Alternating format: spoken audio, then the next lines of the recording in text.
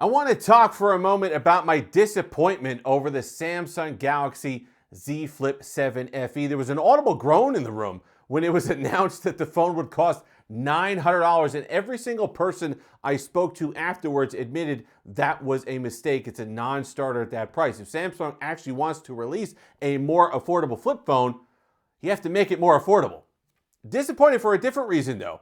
I was really looking forward to a knockdown, drag-out fight between the Motorola Razr 2025 and a hypothetical Galaxy Z Flip 7 FE that came in at around $750, even $800, and I'm not getting that this year. But Samsung did make your choice that much easier. If you're looking for a less expensive flip phone, then the Motorola Razr 2025 really is the only choice that you can make this year. We'll pull the camera around and talk about why right now. And we're back. Okay, so there was a few different reasons why I was upset that Samsung put in the pricing that it did on the Galaxy Z Flip 7 FE. Because even though I was willing to look past the design, I was willing to look past the older boxy design of the Galaxy Z Flip 6 on the FE, because even though it wouldn't be as exciting as the Motorola Razr, it wouldn't have that stylish and sleek appeal of the Motorola Razr, which is the main reason, or at least a significant buying reason why people pick up a flip phone, especially a clamshell foldable. But Samsung did have other inherent advantages, right? There was the software support.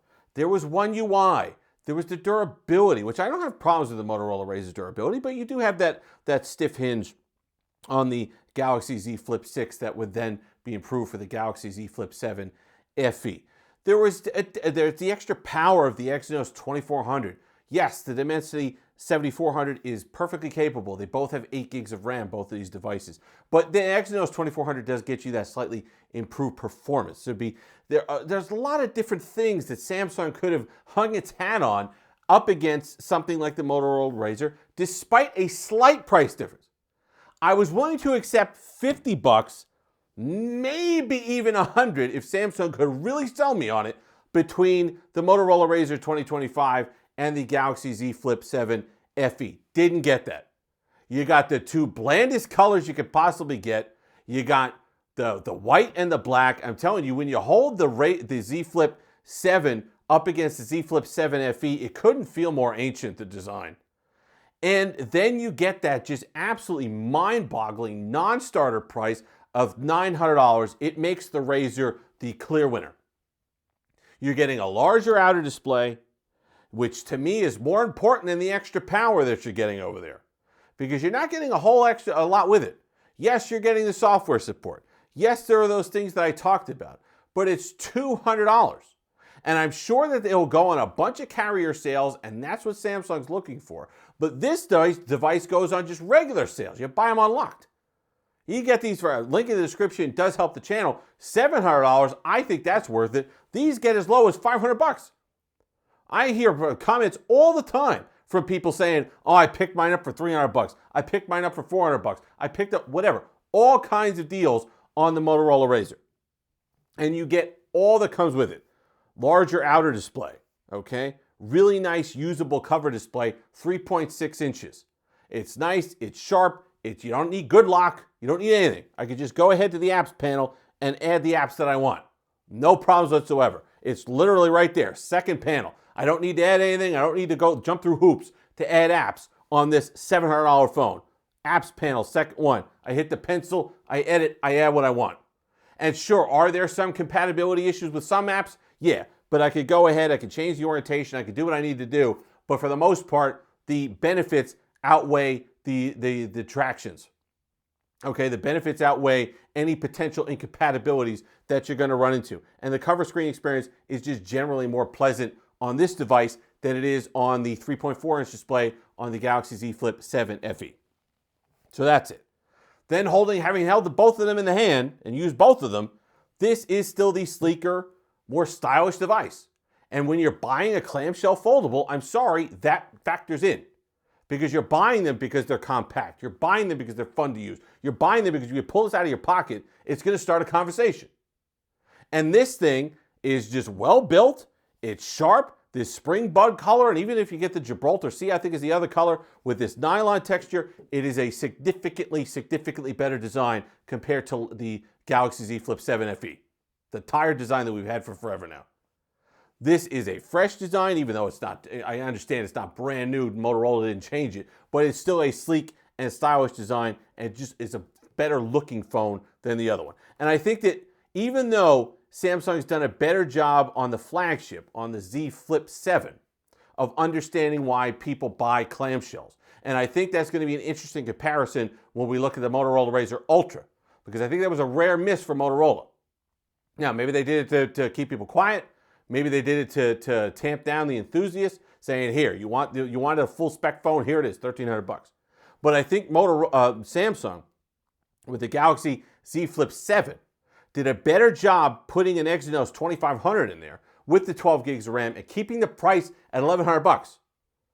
Yes, the Motorola Razr Ultra is a better device, but the better value might actually be on Samsung for once with a lower price. So that's the thing that Motorola got wrong up there and Samsung kind of figured out, but they really didn't figure it out below that price point. This device is the absolute only choice that you should be making. This is the phone, if you want a clamshell foldable and you want to spend under $1,000, the Motorola Razr 2025 is the one that you should have in your pocket, because it's smooth enough, it gets the job done, everything that you're going to want to do on a clamshell, which is less, right? I don't game 100 hours a day on this thing. And you're not doing, with the wonky aspect ratio, you're not doing a whole heck of a lot of photo and video editing on this thing. You're not doing a lot of the things that are those battery intensive activities. This is a phone designed for people who had a regular traditional slab that you're like, you know what? I could get that compact experience. I could do some social media scrolls on the outer display. I get this like sexy design, looks good, sharp color, spring bud. You know, I really wish that the Samsung mint color that they put on the flagship devices would be as sharp and vibrant as this. It's just really not. This is a gorgeous color. Motorola's really nailed the hues the past couple of years on their devices. Really sharp looking. I love the Pantone kind of tie-in that they do. Just a really nice design, really nice phone, good looking, solid. Hinges super solid for 2025.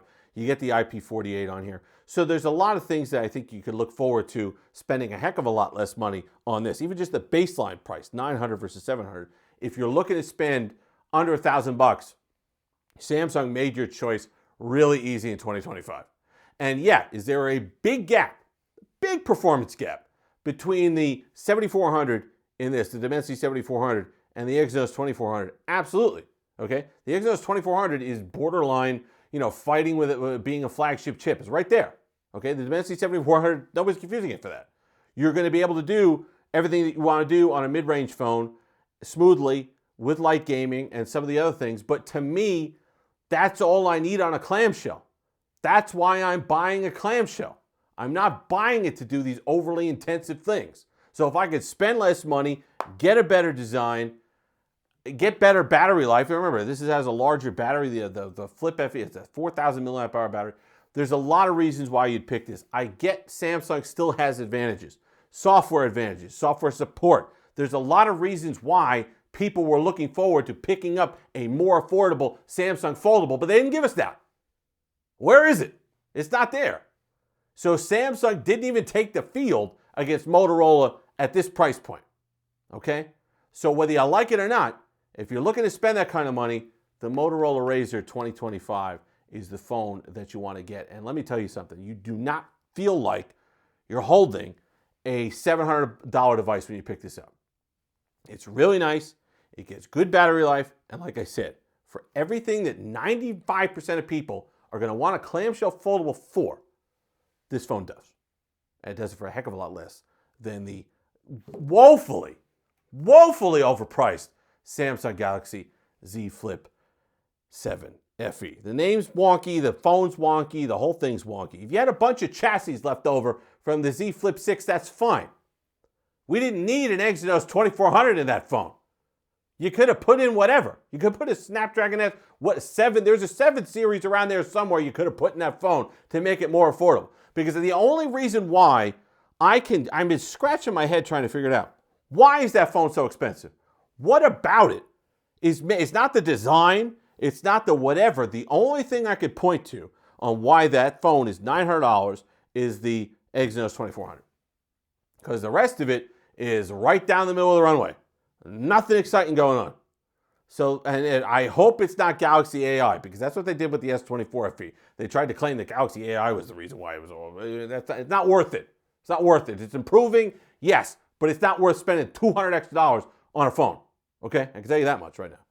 So if you're looking for a flip, looking for just to save a few bucks and still get something sleek and stylish that will stop people in their tracks every single time you pull it out of your pocket, I guarantee you, pick up yourself a Motorola Razr 2025. If you've made it this far, like, comment, subscribe, all that fun stuff. Until next time, have the Steelers.